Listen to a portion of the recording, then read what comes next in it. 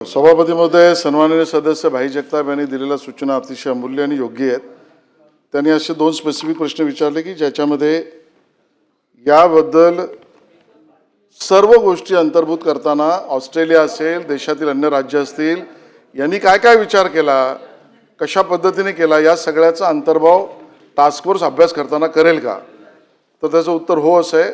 आपण त्यांचा अभ्यास करू आणि त्याच्या आधारावरच टास्क फोर्स आपलं जे काही मत, सल्ला आणि त्याचं धोरण असेल ते मांडेल।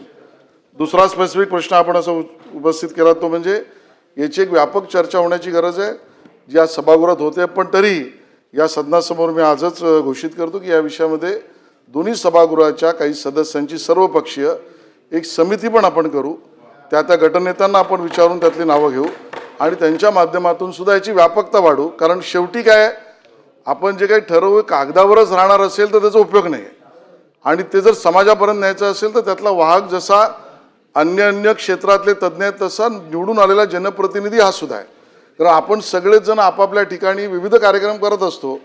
कधी कधी मला असं वाटतं की आपण आपापल्या पद्धतीने प्रतिनिधी म्हणून इतके कार्यक्रम करत असतो, ते स्वाभाविक योग्यच आहे। खेळाचे असतात, क्रिकेटचे असतात, अन्य विभागाचे असतात, व्याख्यानमाला असते, हे उपयोगीच आहेत।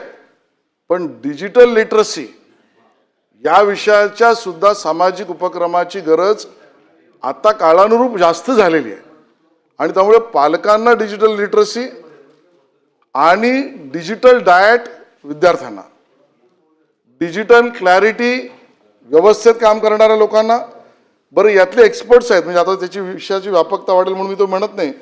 आपण आर्थिक फसवणुकीच्या गोष्टी सुद्धा जे पाहतो आहोत आणि म्हणून सायबरचे विषय आहेत।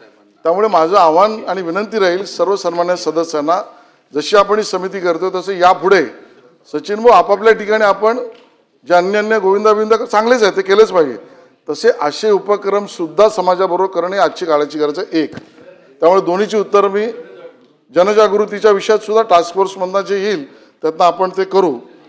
बरोबरीने देशामध्ये आपण याचा विचार पण भाई सुरू केला आहे, नाही असं नाही। आणि म्हणून promotion and regulation of online gaming act 2025 आता समाज माध्यमातल्या विषयातला एक भाग आहे।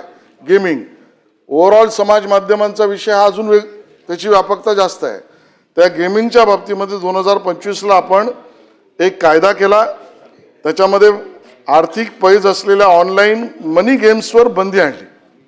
आपल्याला लक्षात असेल खूप मोठ्या बातम्या आल्या, काही कंपन्या धडकन आदळल्या, पण याच्यातल्या बेटिंग आणि पैसे ज्यात लावले जातात त्या गेम्सवर आपण बंदी आणली आणि ज्यामुळे आर्थिक हानी टाळली।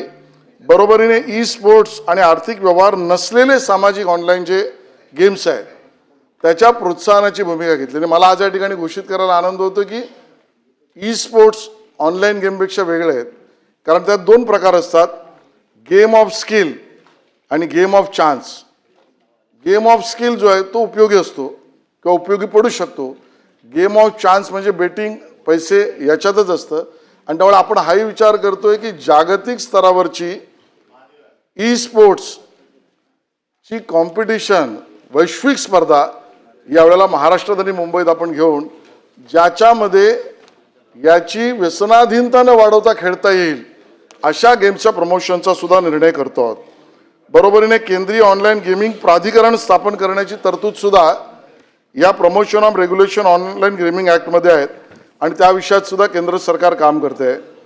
केंद्र सरकारच्या शिक्षण मंत्रालयाने सुरक्षित गेमिंगबाबत काही सूचना सुद्धा दिल्या आहेत, त्या सुद्धा प्रचार प्रसार आपापल्या राज्यातल्या शाळांमध्ये करण्यासाठीचं धोरण शिक्षण विभागाशी बसून त्या बाबतीतलं सुद्धा धोरण टास्क फोर्समध्ये आपण करणार आहोत आणि त्यामुळे सगळ्यांना इन्क्लूड करावं, सर्व गोष्टी ज्या सूचना आहेत त्या घ्याव्यात, त्याचा प्रचार प्रसाराची व्यवस्था करावी आणि बरोबरीने राज्यस्तराच्या सर्वपक्षीय आमदारांची समिती करावी आणि याबद्दलची चर्चा अजून जास्त करण्याच्या बाबतीतली भूमिका सरकारची आहे।